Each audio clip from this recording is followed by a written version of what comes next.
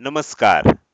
Share market Marathi या YouTube चॅनलवर आपल्या सर्वांचं हार्दिक स्वागत. आजच्या व्हिडिओमध्ये आपण शुक्रवार दिनांक 27 सप्टेंबर 2024 साठीचं इंडेक्स व स्टॉकचं विश्लेषण करणार आहोत. मात्र या विश्लेषणाला सुरुवात करण्यापूर्वी आपल्या सर्वांना एक नम्र सूचना आहे, ती म्हणजे या व्हिडिओच्या डिस्क्रिप्शनमध्ये आपण शेअर मार्केट मराठीच्या व्हॉट्सअप, टेलिग्राम आणि फेसबुक ग्रुपच्या लिंक दिलेल्या आहेत. तुम्ही ते ग्रुप जॉईन करू शकता.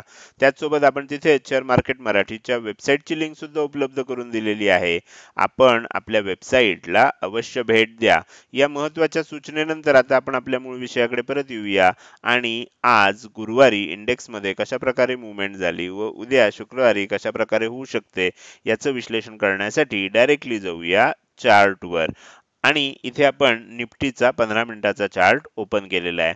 आज निफ्टीमध्ये मंथली ऑप्शन एक्सपायरी होती. तुम्ही बघू शकता की आज फ्लॅट ओपनिंग आपल्याला बघायला मिळालं. फ्लॅट ओपनिंग नंतर पहिल्या 15 मिनिटातच तेजी झाली आणि तुम्ही जर बघितलं तर तुमच्या लक्षात येईल की दुपारपर्यंत म्हणजे साधारण 12 सव्वा 12 पर्यंत आपल्याला ही तेजी हळूहळू का होईना कंटिन्यू होताना बघायला मिळाली. त्यानंतर साधारण 12 साडेबारा नंतर बराच काळ म्हणजे आपण असं म्हणू शकतो की सव्वा दोन पर्यंत आपल्याला मार्केट एका रेंज मध्ये अडकलेलं बघायला मिळालं. आणि मी नेहमी सांगतो की जेव्हा निफ्टीची मंथली एक्सपायरी असते त्यावेळेला बऱ्याच वेळेला आपल्याला हिरो झिरो कॉल किंवा आपल्याला झिरो हिरो कॉल ज्याला म्हणतात तर तो आपल्याला बघायला मिळतो. आता ह्याच्यामध्ये आपल्याला कशा पद्धतीनं असतं, तो कॉल असेल किंवा पुट असेल तर अशा प्रकारचा एक ट्रेड नक्की मिळतो ज्याला आपण झिरो हिरो किंवा हिरो झिरो असं म्हणतो. आता त्याच्यामध्ये काय होतं की आपल्याला तेजी झाली आहे, साईडवेज झालंय म्हणजे पोल अँड फ्लॅग पॅटर्न झालेला आहे. वरच्या दिशेनं ब्रेकआउट येण्याची शक्यता जास्त आहे. इथे केलं काय जातं बघा, आधी तुम्हाला ट्रॅप केलं जातं. म्हणजे आधी एक मोठी खालच्या बाजूला मुवमेंट केली जाते, वर आणलं जातं आणि त्यानंतर तुम्ही जर इथे बघितलं तर साधारण सव्वा दोन अडीचच्या दरम्यान आपल्याला ही मोठी मुवमेंट 2:30 वाजता ही मोठी कॅन्डल झाली, ही 2:30 वाजता चालू झाली.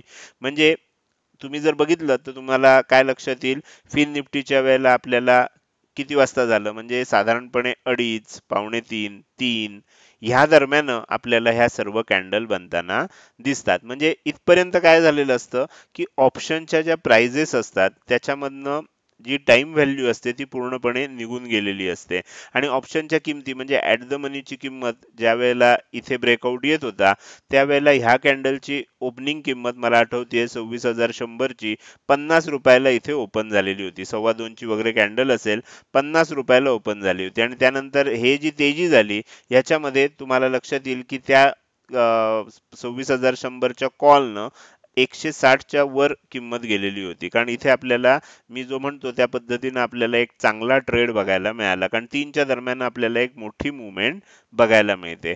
तर ती थोडंसं आधी होऊ शकते, थोडंसं नंतर होऊ शकते, पण त्या दरम्यान आपल्याला ही मुवमेंट दिसते. तर तशा प्रकारची अतिशय चांगली मुवमेंट आज बघायला मिळाली. अनेक जणांनी मला व्हॉट्सअप मेसेजवर कळवलं देखील आहे की अशी अशी मुवमेंट झाली, पण आता सगळ्यांनाच काही रिप्लाय करणं मला शक्य होत नाही. तर ज्यांना ज्यांना ह्या प्रकारे म्हणजे जे नियमित हे व्हिडिओ बघतात त्यांना ह्या गोष्टी आता व्यवस्थित लक्षात आल्या असतील. तर त्या सर्वांचं मी इथे अभिनंदन करतो की त्यांना चांगला ट्रेड इथे बघायला मिळाला. तर हे झालं निफ्टीमध्ये आज कशा प्रकारे मुवमेंट झाली. आता एक गोष्ट लक्षात ठेवा, आजचा दिवस जर धरला तर मागचे 5 दिवस आपल्याला मार्केटमध्ये निफ्टीमध्ये कंटिन्यू ग्रीन कॅन्डल बनताना दिसतेय. आपल्याला एकदा सुद्धा प्रॉफिट बुकिंग आलेलं नाही. जनरली काय होतं की 2-3 कॅन्डल जेव्हा ग्रीन बनतात त्यानंतर एखादी कॅन्डल रेड बनते आणि मग त्यानंतर दिशा ठरवायला सोपं जातं.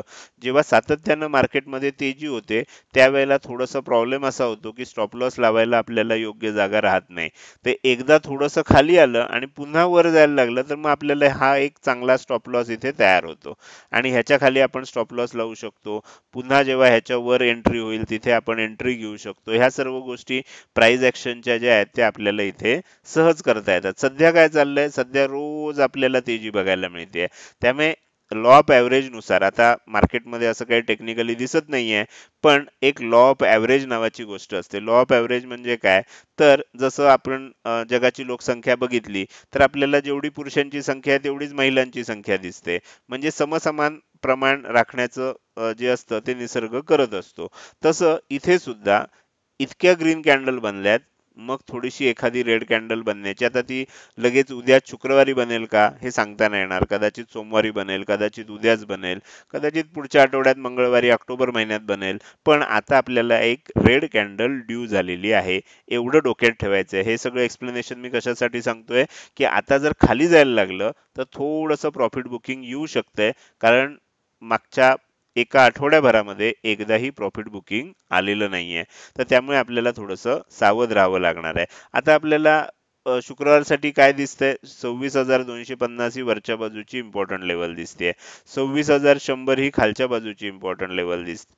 आता ह्या दोघांमध्ये 100 पेक्षा जास्तचा डिफरन्स असल्यामुळे साधारण 26,180 च्या आसपास आपल्याला सेंटर लाईन आलेली आहे.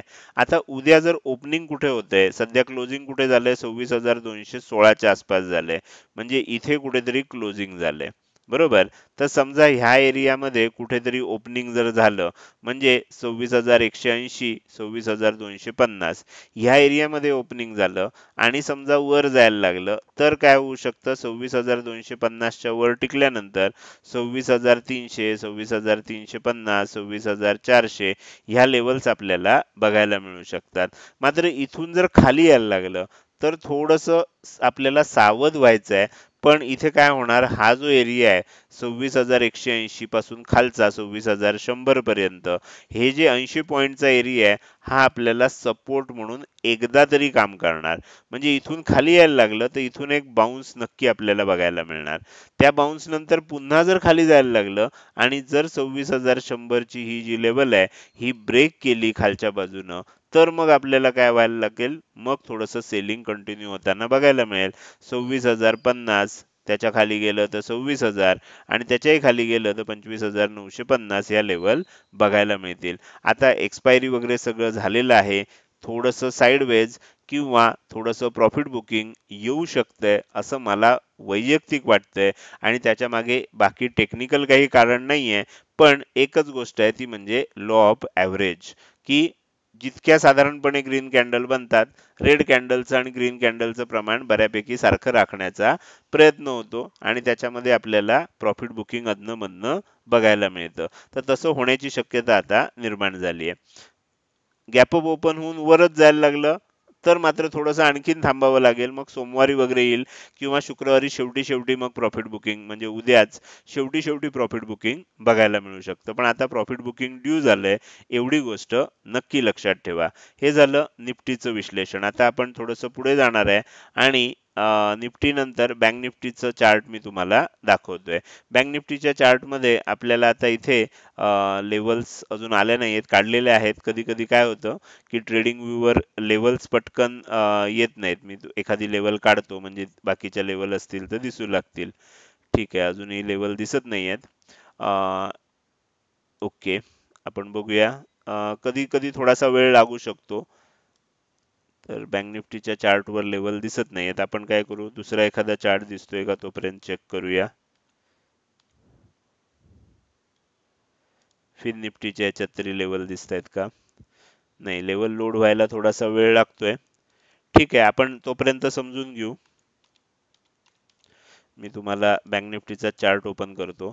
आता ह्याच्यामध्ये आपल्याला लक्षात काय घ्यायचं आहे, की साधारणपणे मी तुम्हाला दाखवतोय, मला जसं आठवतंय त्या पद्धतीनं साधारण ह्या लेवलच्या आसपास आपण काय केलेलं आहे, खालच्या बाजूची इम्पॉर्टंट लेवल घेतली आहे. ह्या लेवलच्या आसपास वरच्या बाजूची इम्पॉर्टंट लेवल घेतली आहे. साधारणपणे 450, 54, 450 च्या आसपास ती लेवल आहे. इथे खाली बघायला गेलं तर 54,250 च्या आसपासची ही लेवल आहे. तर 54,250, 54,450 अशा लेवल्स आहेत आणि 200 पॉईंटचा डिफरन्स असल्यामुळे सेंट्रल लाईन असण्याचं काही कारण नाहीये. समजा आता इथे सेलिंग होताना आपल्याला बघायला मिळालंय आणि क्लोजिंग कुठे आलंय, क्लोजिंग आलंय 54,375, म्हणजे साधारणपणे आपल्याला ह्या आसपास कुठेतरी क्लोजिंग आले, म्हणजे दिसताना चार्टवर इथे दिसतंय जवळजवळ 100 पॉईंट वर क्लोजिंग आलेलं आपल्याला लक्षात येते. त्यामुळे जर समजा सेलिंग कंटिन्यू झालं आणि 54,250 च्या खाली टिकायला लागलं तर काय होऊ शकतं, 54,250च्या खाली टिकायला लागलं तर 54,150, 54,050 आणि 53,950 अशा 3 लेवल आपल्याला खालच्या बाजूने बघायला मिळू शकतात. तर कशा पद्धतीनं जर खाली जायला लागलं तर बँक निफ्टीमध्ये सुद्धा थोडंसं एकदा प्रॉफिट बुकिंग येणं ड्यू आहे. तर त्यामुळे आपल्याला त्याची आता शक्यता वाटतेय.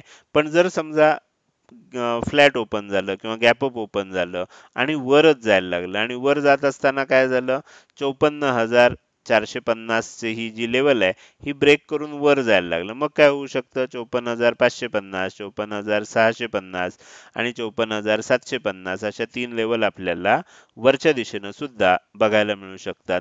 काहीतरी प्रॉब्लेम झालाय त्यामुळे ट्रेडिंग व्ह्यू वर आपण ज्या लेवल काढल्यात या लेवल पटापट लोड होत नाहीयेत. तर माझ्या मते तुम्ही आता 600 पेक्षा जास्त आपले एपिसोड झालेले आहेत.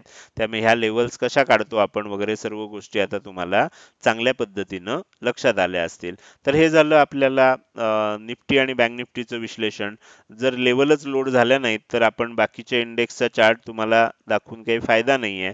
तर मी एकदा दाखवतो लेवल लोड होतात का बघूया. नाही ह्याच्यावर सुद्धा लेवल लोड होत नाहीयेत. ठीक आहे तर त्यामुळे आपण काय करू आता आपण आता पुढे जाऊया.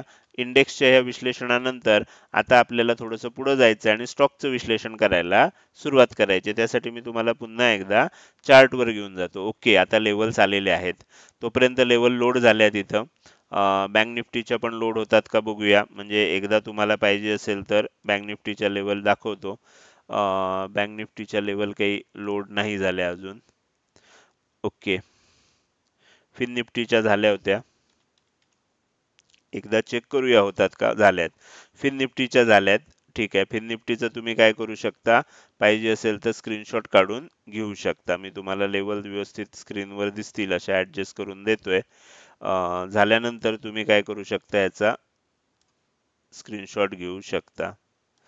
ओके तर हे झालं फिन निफ्टीच्या लेवल जे आपल्याला व्यवस्थित दिसत आहेत. निफ्टी मिड कॅप सिलेक्टच्या लेवल दिसत आहेत का चेक करूया. दिसत असतील तर त्याचा सुद्धा तुम्ही काय करू शकता स्क्रीनशॉट काढून घेऊ शकता. निफ्टी मिड कॅप सिलेक्टच्या लेवल अजून तरी लोड झालेल्या नाही आहेत. ओके नाही आज काहीतरी ट्रेडिंग व्ह्यूला टेक्निकल प्रॉब्लेम दिसतोय त्याच्यामुळे लेवल्स लोड होत नाही आहेत.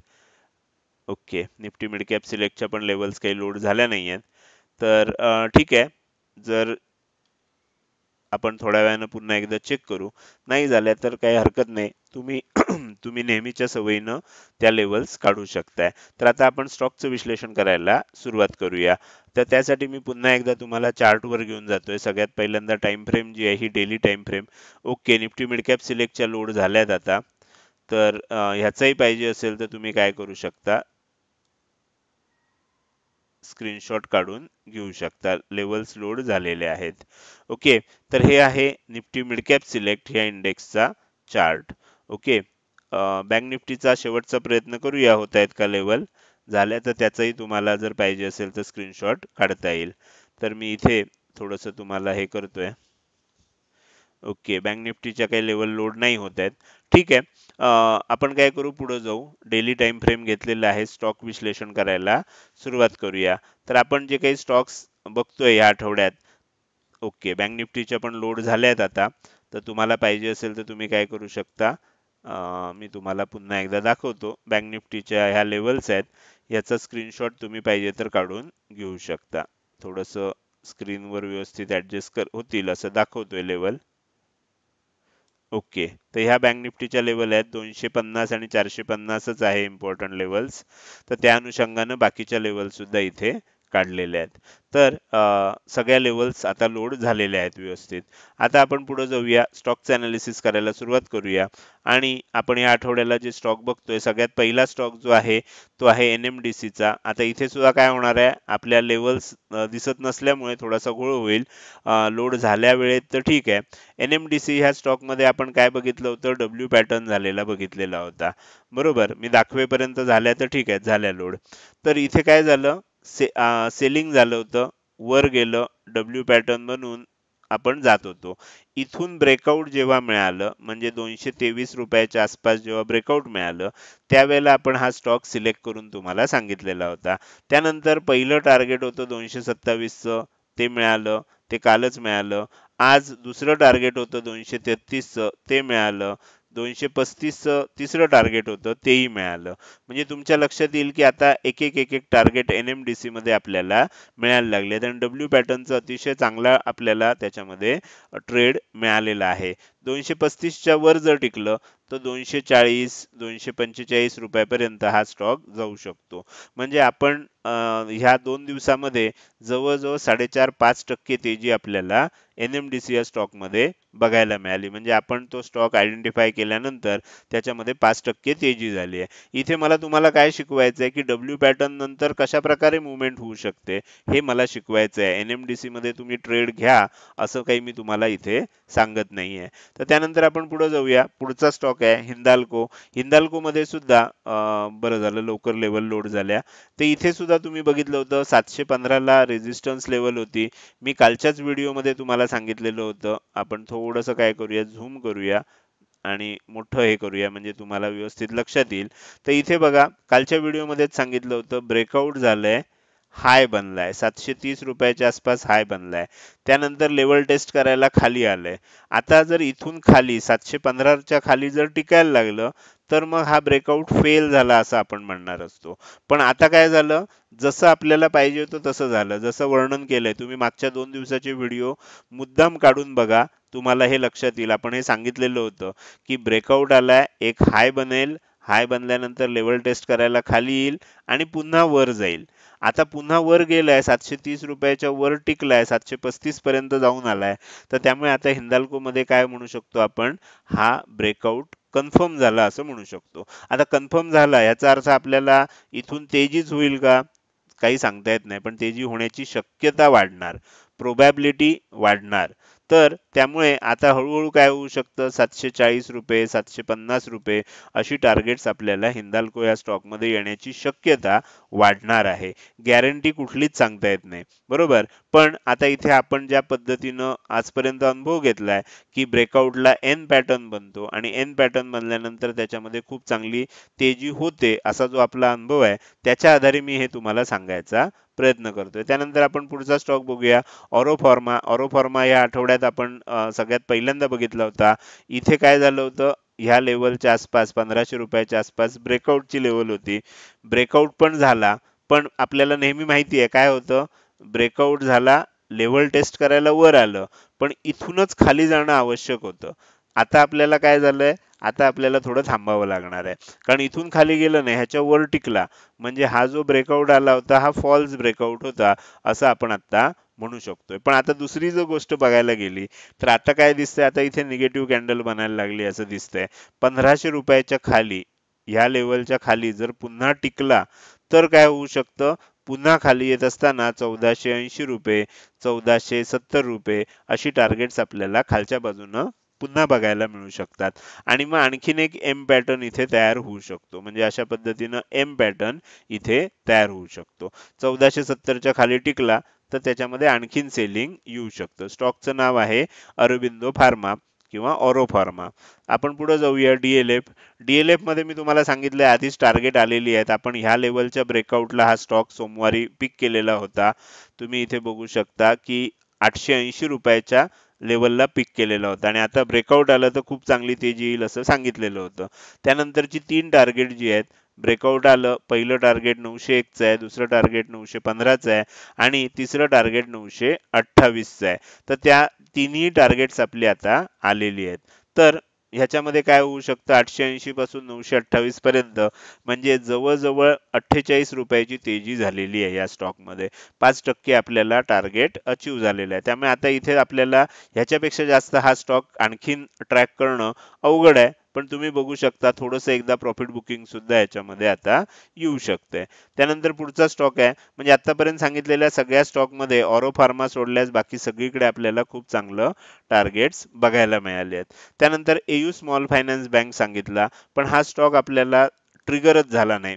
ज्या वेळेला आपण हे बघितलं होतं, इथे ट्विझर टॉप पॅटर्न बघितला होता आणि मी सांगितलं होतं की 729च्या खाली ज्या वेळेला टिकेल ह्या एरियामध्ये सपोर्ट आहे, ह्या एरियाच्या खाली 729च्या खाली ज्या वेळेला टिकेल त्यानंतर त्याच्यामध्ये एक मोठं सेलिंग येऊ शकतं. पण तुम्ही बघू शकता की त्यानंतरचे चारही दिवस 1, 2, 3, 4 चारही दिवस आपल्याला काय झालं, 729चा सपोर्ट घेऊन वरच राहतोय. तेजी होत नाही, मंदी होत नाही. आपल्याला आता काय वाट बघायची आहे, 740च्या वर टिकलं तर पुन्हा तेजी होईल. 729च्या खाली टिकलं तर मग मंदी कंटिन्यू होऊ शकते. असं आपल्याला आता इथे लक्षात येईल. तर यानं अजूनही आपल्याला ट्रिगर दिलेला नाही. एयू स्मॉल फायनान्स बँक असं स्टॉकचं नाव आहे. त्यानंतर पुढचा स्टॉक आहे JSW एनर्जी. ह्याच्यामध्ये काय झालं होतं, हा सुद्धा आपण ब्रेकआउटला शोधून काढला होता. ब्रेकआउट झाला, 800 रुपयाच्या आसपास जसं म्हटलं होतं तसा हाय पण बनला आणि त्यानंतर लेवल टेस्ट करायला जो खाली आला तो आता खालीच जाताना दिसतोय. आजचा लो जर येणाऱ्या काळात ब्रेक झाला तर मग हा जो ब्रेकआउट होता हा फेल गेला असं आपण म्हणू शकतो किंवा हा फॉल्स ब्रेकआउट होता असं म्हणू शकतो. व्हायला कसं पाहिजे, जसं मी NMDC वगैरे मध्ये दाखवलं, ब्रेकआउट आला, हाय बनला, लेवल टेस्ट करायला खाली आली, इथून वर जायला पाहिजे होतं, एन पॅटर्न बनायला पाहिजे होता.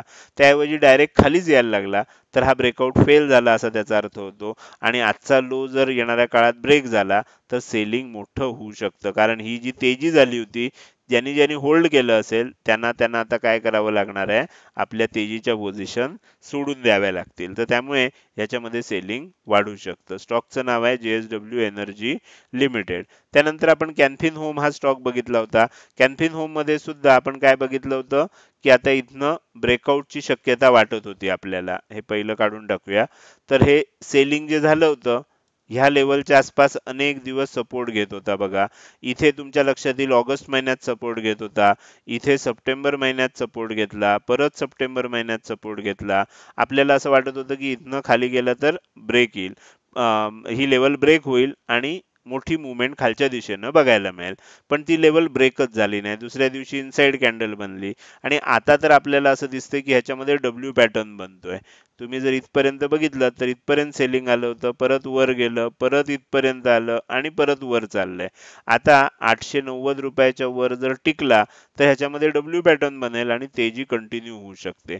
कुठलं टार्गेट येईल, 903 रुपयाचं टार्गेट येईल, 938 रुपयाचं टार्गेट येईल.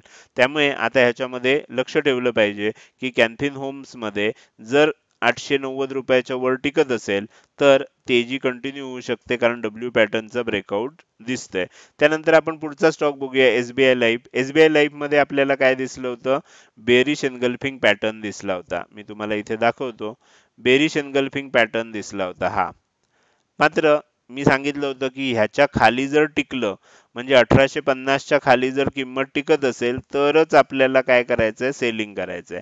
1850च्या खाली टिकली नाही आणि आता काय व्हायला लागलं, वरच्या दिशेनं जाताना आपल्याला दिसतंय. तर त्यामुळे आता जर हा हाय ब्रेक झाला आणि ह्याच्यावर टिकायला लागलं, म्हणजे साधारणपणे 1900च्या वर जर किंमत टिकायला लागली तर मग पुन्हा 1925 रुपयाचा हा हाय येऊ शकतो आणि ह्याच्यावरही जर गेलं तर मग आणखीन तेजी आपल्याला बघायला मिळू शकते.